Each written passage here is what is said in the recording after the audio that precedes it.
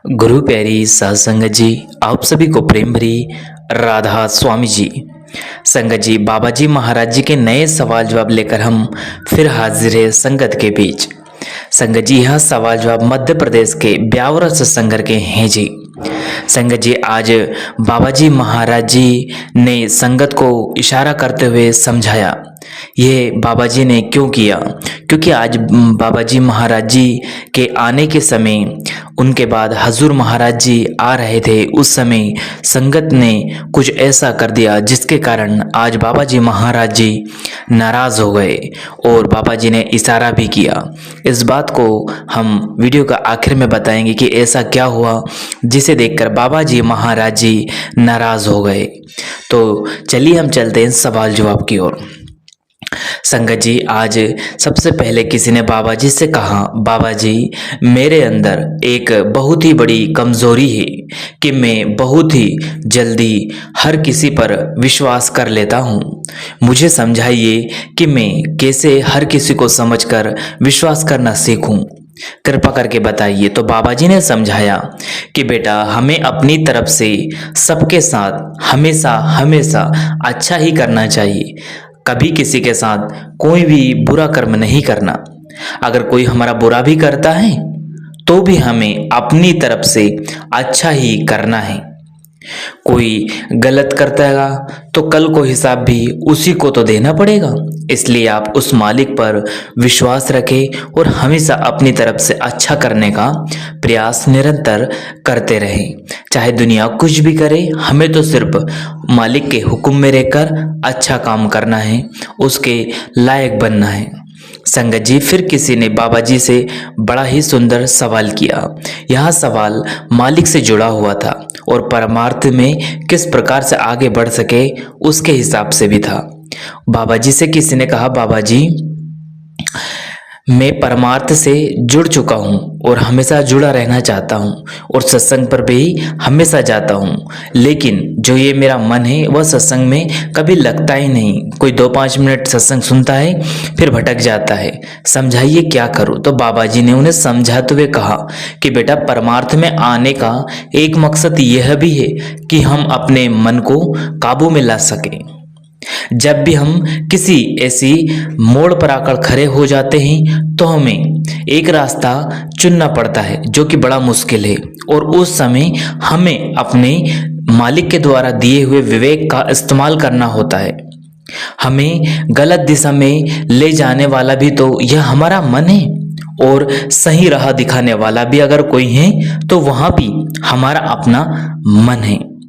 अगर हम सोच समझकर आगे बढ़ेंगे तो हम रास्ता भी अच्छा चुनेंगे, जिससे कि हमारे ऊपर कर्म भी नहीं बनेंगे। तो हमेशा कोई भी काम करने से पहले विवेक का इस्तेमाल करें और मालिक पर विश्वास रखें। फिर अगला सवाल किसी लड़के ने बाबा जी से अपने माता पिता के ऊपर पूछा। उन्होंने कहा, बाबा जी मेरे माता पिता कहने लगे कि बाबा जी जो मेरे माता पिता है वह आपसे नामदान ले रखा है। उन्होंने बहुत दिनों से आपसे नामदान लिया रखा है। बाबा जी मैं आगे यह पूछना चाहता हूँ कि वो दोनों आपस में बहुत लड़ते हैं। तो बाबा जी ने समझाया कि बेटा, वो आपस में लड़े या कुछ भी करे, हमें नहीं देना, कुछ भी नहीं कहना। वो माता पिता हैं और आपको उनकी कदर करनी है। अगर वो आपस में लड़ रहे हैं तो आपको बीच में कभी ना पड़ना। जहां प्रेम होता है बेटा, वह लड़ाई तो होती ही है। फिर वह लड़का बाबा जी से आगे फिर कहने लगा कि बाबा जी मेरे पिताजी सत्संग में जब नहीं आते तो बाबा जी ने समझाया कि बेटा, हमें किसी के साथ कभी जोर जबरदस्ती नहीं करनी है। उन्हें जब ठीक लगेगा तो वह आप आ जाएंगे और सत्संग सुनना प्रारंभ कर देंगे। आप फिक्र ना करें, सब मालिक पर छोड़ दे। वह आपकी सोच की कद्र करते हैं तो आप उनकी सोच की कद्र करें। फिर किसी लड़की ने बाबा जी से कहा, बाबा जी मैं आपकी लाडली बेटी बनना चाहती हूँ। मैं बहुत प्रयास कर रही हूँ कि मैं मालिक के हुक्म में रहूं और मैं उस मालिक के लायक बन जाऊं और आपकी लाडली बेटी कहलाऊं। आप मुझे समझाइए मैं क्या करूं आगे। तो बाबा जी ने उन्हें कहा कि बेटा, अगर हम अपने माता पिता का ख्याल अच्छे से रखेंगे, उनको खुश रखेंगे और हमेशा उनकी सेवा करते रहेंगे तो हम अपने आप ही माता पिता के लाडले बन जाएंगे। इसलिए आप उनके हुक्म में रहे और उनकी प्रेम और प्यार से निरंतर सेवा करते रहे, कभी भी उनके किसी भी हुक्म को ना टालें। फिर किसी ने बाबा जी से नामदान के लिए कहा, बाबा जी, नामदान के लिए 23 साल की उम्र क्यों रखी गई है? क्या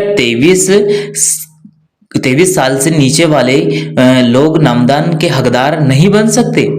क्या 23 के बाद ही नामदान लेना जरूरी है? तो बाबा जी ने कहा, बेटा, जब हमारी उम्र कम होती है तो हमारा मन बहुत जल्दी हर किसी चीज में लग जाता है और उसका प्रभावित होकर उसमें लगा पड़ा रहता है और प्रभाव के कारण हम परमार्थ में आना चाहते हैं, लेकिन हम अभी जिस उम्र में हैं और जिस उम्र से गुजर रहे हैं उस उम्र में हम संभाल नहीं कर पाते। पहले मैं अपनी नींव को पक्का करना है, उस मालिक के हुक्म में रहना है, उसके लायक बनना है। इसलिए हमें नामदान के लिए थोड़ा उम्र का जो दायरा है उसको पार करना होता है, जिससे कि हम इस लायक बन सकें कि हम उस दौलत की कद्र कर सकें। संगत जी, इसके बाद किसी ने सवाल किया कि बाबा जी, सच्ची भक्ति किसे कहते हैं? तो बाबा जी ने उन्हें समझाते हुए कहा, देखो बेटा, भक्ति अगर हम ये मान लेंगे कि वह परमात्मा हमेशा हमारे अंग संग है तो हमारे अंदर जो भावनाएं उत्पन्न होगी वह सच्ची भक्ति होगी। इसलिए आप जो भी करें मालिक के हुक्म में रहकर करें। अगर भावनाएं सच्ची और पवित्र रहेंगी तो आपकी भक्ति भी वही कहलाएगी। फिर किसी ने अगला सवाल बाबा जी से पूछा, बाबा जी, मुझे कभी कभी कोई काम कर रहा होता हूं और जब हम जानते हैं कि वो काम सही नहीं है लेकिन फिर भी हम उस काम को करने लग पड़ते हैं, तो मुझे समझाइए कि मैं कैसे समझूं कि कौन सा काम सही है और कौन सा सही नहीं है। तो बाबा जी ने आगे समझाया कि बेटा, मालिक ने हमें सोचने की ताकत दे रखी है जिसे हम विवेक कहते हैं। अगर हम गलत करेंगे तो कल को हिसाब भी तो हमें ही देना पड़ेगा ना। जब मालिक ने सृष्टि की रचना की तो एक नियम बना दिया था, वह नियम था जैसी करनी वैसी भरनी। आज हम जो कर्म करते हैं आखिर में जाकर हमें उसी का ही परिणाम भुगतना पड़ जाएगा। आज अगर हम गलत काम करते हैं तो हम उसमें विवेक की ताकत लगाकर और विवेक का इस्तेमाल करके उसको सही काम में बदल सकते हैं और बुरे काम से बच सकते हैं। फिर अगला सवाल किसी बहन ने बाबा जी से पूछा, बाबा जी, कभी कभी हम गलती करने के बाद फिर से वही गलती दोहरा देते हैं जबकि हमें पता है कि यह गलत है, हम फिर से गलती क्यों कर बैठते हैं? आप समझाइए इससे कैसे बचा जाए। तो बाबा जी ने उन्हें समझाया कि बेटा, हम गलती करके सीखते नहीं हैं। अगर हम गलती से सीखने लग पड़े तो हम उस गलती को कभी ना दोहराएंगे और हमेशा बुरे कर्मों से बचे रहेंगे। तो कोशिश रहे कि जब भी कोई काम करें, कोई कदम बढ़ाएं तो विवेक का इस्तेमाल जरूर करें। बाबा जी आगे बोले कि जब घर में बच्चा कोई गलती करता है तो माता पिता उसको बड़े ही प्रेम प्यार से समझाते हैं, लेकिन अगर वो फिर से गलती करता है तो माता पिता उसको थोड़ा गुस्से में आकर समझाते हैं और अगर वो फिर भी नहीं मानता तो माता पिता उसे डांट लगाते हैं। अगर पहली बार की गलती से हम सीखकर दोबारा उसे ना दोहराएंगे तो थप्पड़ तक जाने की नौबत ही ना आएगी, हमें कोई दुख उठाने की कोई परेशानी ही ना आएगी। इसलिए आप उस कुल मालिक के हुक्म में रहें और गलती को ना दोहराएं, बल्कि हर एक गलती से सीखकर आगे बढ़ते जाएं। इसके बाद बाबा जी से किसी ने पूछा, बाबा जी, आजकल मोबाइल और इंटरनेट का दौर है और ऐसे समय में हम अपने आप को और अपने बच्चों को परमार्थ में कैसे लेकर आएं ताकि हमारा अपना मकसद और मंजिल उस मालिक को पाने की मुकम्मल हो सके। आप समझाइए। तो बाबा जी ने समझाया कि बेटा, माहौल बनाना तो हमारे हाथ में है। अगर हम खुद पर पूरा दिन मोबाइल या इंटरनेट में लगे रहेंगे और हमारे बच्चे भी वही करने लगेंगे, और अगर हम घर में परमार्थ की किताब पढ़ेंगे और सत्संग सुनेंगे और घर का माहौल सत्संगी बनाएंगे तो आपके बच्चे भी वही करने लगेंगे और आपके बच्चे भी सत्संग परमार्थी की तरफ आना शुरू हो जाएंगे और उनको इसमें इंटरेस्ट भी मिलना शुरू हो जाएगा। देखो, मोबाइल और इंटरनेट की गलती नहीं, गलती तो हमारी स्वयं की है। इन चीजों को जरूरत से ज्यादा इस्तेमाल करके हमने इन्हें अपने ऊपर हावी कर रखा है। कोशिश करें कि जितना हो सके इनसे दूरियां बनाकर रखें ताकि हम इनके गुलाम ना हो और इससे हमारे बच्चे भी बचे रहें। तो आप कोशिश करें कि अपने घर का माहौल सत्संगी बनाएं, परमार्थी पुस्तकें पढ़े, शब्द पढ़े। संगत जी, इसके बाद किसी ने भजन सिमरन के लिए सवाल किया। उन्होंने कहा, बाबा जी, मैं जब भजन सिमरन पर बैठती हूँ तो मेरा मन विचलित हो जाता है। कुछ समय के लिए तो मैं सिमरन कर पाती हूँ, उसके बाद बेचैनी होने लग जाती, इसलिए मैं उठकर खड़ी हो जाती हूँ। मैं क्या करूँ? मन बड़े ही डरावने ख्याल आगे रख देता है। तो बाबा जी ने उन्हें समझाया, बेटा, यह सब मन की चाल है। ज्यादा से ज्यादा क्या हो जाता है, इंसान पूरा हो जाएगा, लेकिन इससे अच्छी मौत नहीं। संगत जी, आगे बाबा जी ने समझाया कि हम अगर डरते जाएंगे तो मन हम पर और ज्यादा हावी हो जाएगा। आप प्रयास करें कि भजन सिमरन को पूरा वक्त दे और अपने ख्याल को उस कुल मालिक के नाम में लगा दे, फिर जो भी होगा सब कुछ ठीक होगा। साथ संगत जी, इसके बाद हम आज बात करेंगे जो हमने सबसे पहले आपसे बोला था कि आज बाबा जी महाराज जी किस बात पर नाराज हो गए।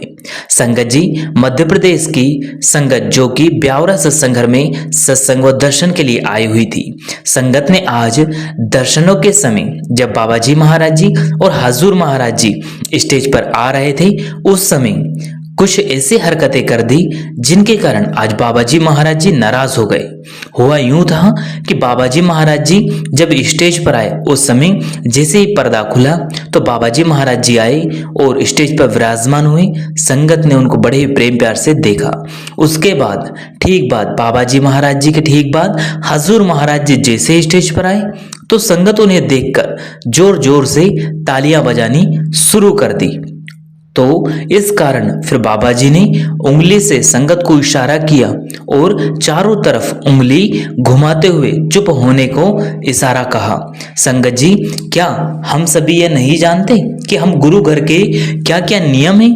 संगत, यह सबको ध्यान रखना चाहिए कि बाबा जी हमें कई बार समझा चुके हैं और कई बार हिदायत भी दे चुके हैं कि हमें परमार्थ को ना तो कभी कोई रस्मों से, ना ही रीति रिवाजों से जोड़ना है, ना ही किसी मेले या ऐसे माहौल को बनाना है जिससे कि हम उस मालिक की खुशियां हासिल ना कर पाए।